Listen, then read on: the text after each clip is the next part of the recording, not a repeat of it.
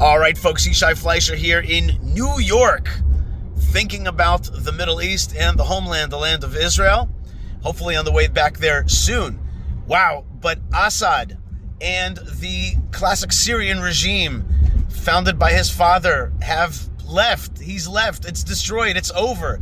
The Assad regime is over, and rebels are taking over that country. What's going to be the future? Who's going to take it over? And how amazing is it that October the 7th actually was not just an attack on Israel, but was the beginning of the reshaping of the Middle East and hopefully the destruction of Hezbollah and the Iranian proxies like Hamas, like the Houthis, like folks in Iraq. The bottom line is October 7th unleashed a massive sea change that I don't think the Iranian regime, that is, foresaw. So, my next guest is Michael Doran, Dr. Michael Doran from the Hudson Institute. He leads the Middle East Center there. He was at the George W. Bush White House, was a senior director for national security policy over there, and he's an amazing understander. He has an amazing understanding of our region, and he's got a position. That position is that Erdogan may be a great partner for the future of the region and for Israel. Well, let's check it out. This was recorded right before the Assad regime fled, but it's very prescient, very detailed, and gives us a ray of hope for a better future. So check out my discussion with Michael Doran starting now. Dr. Doran, thank you so much for joining us. Yishai, if I'm Dr. Doran, I have to call you Rabbi. Shabbat Shalom, Rabbi. Shabbat Shalom. We'll keep it informal. There's this country called Syria. The landmass is very ancient. Some of the world's most ancient cities, like Aleppo, 4,500 years of human habitation and tremendous history and culture there. And yet now this country has been, it's poor, it's infighting. 13 million people have been displaced through the civil war with Assad, hundreds of thousands killed. Now the rebels are coming for him. There are many kinds of rebels, from Kurdish to Turkish-backed, to democratic, to jihadis of the ISIS variety. You have so many kinds of players out there, and that landmass and all those millions of people are thrown into chaos. What's the prognosis? Where are we heading with this? What's going on right now, in the simplest terms, strategically, is a big power play by Recep Tayyip Erdogan, by Turkey. Obviously there's more going on than just that, but this is an essential element of it. The main group on the ground that's carrying out the offensive against Assad is HTS. It's not exactly a proxy of Turkey. It is its own independent force, but it's highly dependent on the Turks. It can't do what it's doing if the Turks don't want it. If the Turks are really against it, the Turks could stop it, and they have decided not to stop it. There's another group on the ground, the Syrian National Army, which is a Turkish proxy. They're Syrians, organized, trained, equipped by the Turks, pretty much controlled by the Turks, more like kind of Iran and Hezbollah, if you want to think of it in those terms. But the main force moving southward from Aleppo to Hama, they've now taken Hama. This is HTS, led by this guy Jolani. This is Erdogan making a big power move, which was made possible by Israel hollowing out Hezbollah and weakening Iran. Since 2011, when the Syrian civil war began, there's been a kind of division of labor in Syria between the Russians and the Iranians. The two of them moved in together to prop up the Assad regime. And the division of labor was that the Russians provided the air cover and the Iranians provided the troops on the ground, the most important element of which were Hezbollah fighters. So when Israel took out Hezbollah, or severely degraded Hezbollah, hollowed it out, it hollowed out the most important fighting force that Assad had on the ground. Plus, Israel has greatly weakened Iran and through all of its operations against Iran as well. President Erdogan saw an opportunity to make a move. And in a couple of days, he's made an incredible move. He's shaking the foundations of the Assad regime. He has his goals in Syria, but he also has his goals with regard to the United States. And he's setting himself up to be in the catbird seat when negotiating with Trump about the new order in Europe and the Middle East. After Trump comes in, Turkey is one of the most important supporters of Ukraine against Russia, and so he wants the Ukraine conflict and the Syrian conflict are twin conflicts. Because if you think of it, the Russian-Iranian combine is the major element fighting on the Russian side in Ukraine, and the Russian-Iranian combine is the main element propping up the Assad regime. And so Erdogan is made himself absolutely indispensable to the United States in any discussion about the Russian-Iranian combine moving forward. That's a kind of big picture to see. As I read the map, this is totally in Israel's interest, 100% in Israel's interest, because Erdogan is helping to finish the job that Israel started in Lebanon of destroying Hezbollah. If the Assad regime goes down, if the Russian-Iranian combine is defeated in Syria, I don't know, it hasn't been yet, but if it is, then Hezbollah becomes much, much weaker, much less threatening to Israel overnight. It's already on it, it's already in very dire straits, but it will be in a position where it can be destroyed and toppled, and something else can be built in Lebanon after it. So we can see now a window. We started this conversation about a window to destroy the Iranian nuclear program. We have an opportunity here, thanks to your good friend Recep Tayyip Erdogan, to destroy the Iranian axis of resistance entirely. And then what? Ally ourselves with Erdogan somehow? What, well, is he gonna take over Syria or empower somebody? I'm playing out your. I want to game out what you're saying. There's going to be a new order in Syria, and Erdogan is going to have much more influence in Syria than ever before. But Syria is going to be very difficult to manage because there are all these different groups that some of them are going to be fighting with each other, some of which are not going to be friendly toward you, for sure. There's no doubt about that. Syria is going to be a mess for years to come. I'm just saying that the strategic goal for Israel, for the United States at this moment, is to end the Iranian nuclear program, and to destroy the ring of fire that Iran built around Israel. Iran's success, the one great success of the Iranians in this war, even to this day, is they roped Israel into a war of attrition, which is not something that Israel is built to fight. That's right. And Israel has no way to end it. So I think that what we should all be advocating for is a total victory by Israel in this war, which means three things: destroying the ring of fire, especially Hezbollah. Hezbollah is the key element in the ring of fire.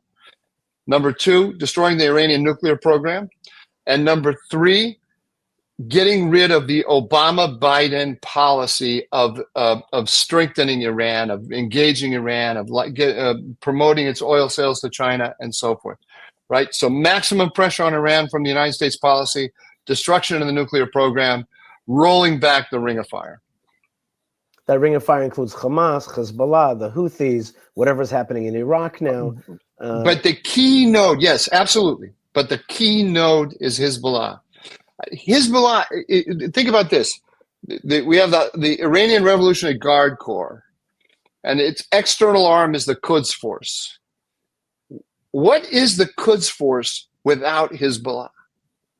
Hezbollah is an integral part of the Quds Force. You collapse Hezbollah, there is no Quds Force. I mean, there obviously there still is, but it's nothing like what it was. The Iranians need Hezbollah to send to places like Yemen to train the Houthis and what to do there. They have the language, they have the know-how.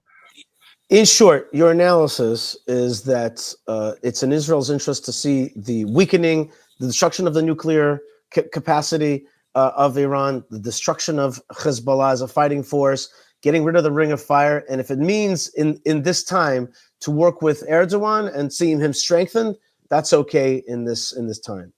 Absolutely. Which is not to say that everything is going to be hunky-dory between Israel and Erdogan moving forward. No, not to say that at all. It's going to be a challenge. I see this as an American. Now, look at this from the point of view of the United States. Within the Trump world, we have the restraintists the most extreme among whom say, let's just get the hell out of the Middle East. Why do we need to be there anyway? We have our own oil. We don't need it. And then you have the more traditional Republican types like Marco Rubio and so on who say, no, we continue to have interest. I'm in the Rubio side of the argument. What's clear is that the United States under Trump and moving forward, I think historically, is just not going to be as willing to project American military power into the Middle East like it has been in the past. It's not going to. So if the United States still has interest in the Middle East, but it can't project power into the Middle East, or it's reluctant to project power, how is it going to influence things? Well, it has to work through allies. So let me ask you, how many American allies have militaries that can project power beyond their borders? In the Middle East? In the Middle East. There's really only one. With Turkey. Turkey, you'd like to say, is the second.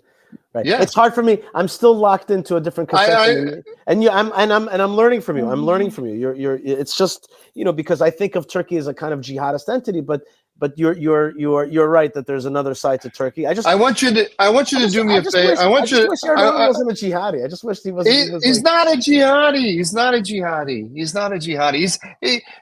Let me ask you something. Is Benjamin Netanyahu a settler? I wish, but no, not exactly. I understand your point.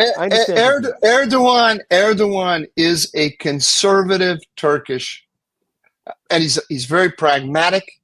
He's incredibly savvy. They have a saying in Turkish: in his mind are 49 foxes, none of whose tails touch each other. Like he's capable of maybe a better image because that image doesn't mean anything in English, and I probably didn't even say it right. No, but I like is a guy with 10 sticks that he's spinning plates on, and the plates never fall, and he never drops a stick, and he's moving, It's amazing. And Netanyahu is a similar figure in that regard. The correct analysis of the Middle East starts with state interests. Right. So let's start with states and what the states want, and let's get down to the level of the people and their ideologies after we figure out what the game is with the states first. Whatever Turkey is, it is not an existential threat to the state of Israel. By the way, where does Israel get most of what country is the single largest supplier of oil to Israel? I don't know. Azerbaijan. It goes from Baku to Ceyhan. Ceyhan's on the Mediterranean. Ceyhan is a Turkish port on the Mediterranean. Azerbaijan, they're Shiite, anti-Iranian folks that are aligned with Israel. Azerbaijan is one of the greatest allies of Israel. The Azerbaijani language is a Turkic language. Turkish, and Azerbaijani Turkish are mutually intelligible. The Turks and the Azerbaijanis consider themselves to be brothers. Turkey's the big brother. They say among themselves, one nation, two states. Azerbaijan supplies Israel with its oil. It goes through Turkey. Despite all of those very unpleasant statements that President Erdogan has made, and they are very unpleasant, they're worrisome, and we should be concerned about them. The oil is still flowing. But think about it here. Think about it. Azerbaijan, great ally of Israel, great ally of Turkey. If you go to Barzani in Iraqi Kurdistan, Barzani considers Turkey his best ally, Israel his second best ally. Look at what's happening right now. Turkish-backed forces are advancing on Damascus. What's it doing? It's eliminating or helping to eliminate the Iranian threat to Israel. The overlapping interests here are unmistakable. They're remarkable. Dr. Michael Doran, you have opened my eyes in this conversation about understanding of Turkey. I'm definitely going to think it through, but it sounds very compelling. And you've also opened my eyes to understand Erdogan a little bit better. In terms of our own leadership, and not just in the the tensions that we have between Israel and Turkey, but rather as a player there.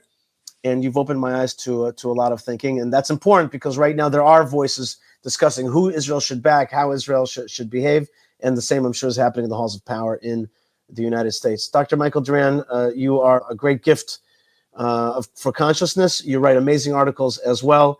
and I do want people to check out your writings. Michael Doran is a senior fellow and director at the Middle East Center at Hudson, obviously specializing in Middle East. He was at the White House as National Security Council director there and a director, and continues to put out regular podcasts and videos with Gadi Tab. And if we have the pleasure, maybe we can have you on again soon. God bless you, Michael. Thank you so much for being with us. Great to be here. Thank you. And Shabbat Shalom. Shabbat Shalom, and let's destroy the Iranian nuclear program. Amen. All right, folks, Yishai Fleischer here in New York, thinking about the Middle East, on the way soon to the Holy Land. God bless you wherever you are. Please be part of our efforts to broadcast truth and strength and God's light. Visit us at fightforisrael.org. That's where we beautify. We beautify and we fight to make the region and our country, Eretz Yisrael, the land of Israel, better. And also check out buymeacoffee.com/Yishai to support our programming and our team as we try real hard to bring good stuff to you. God bless you, folks, wherever you are, from New York on the way to the Holy Land. Lots of love, lots of blessings, and shalom.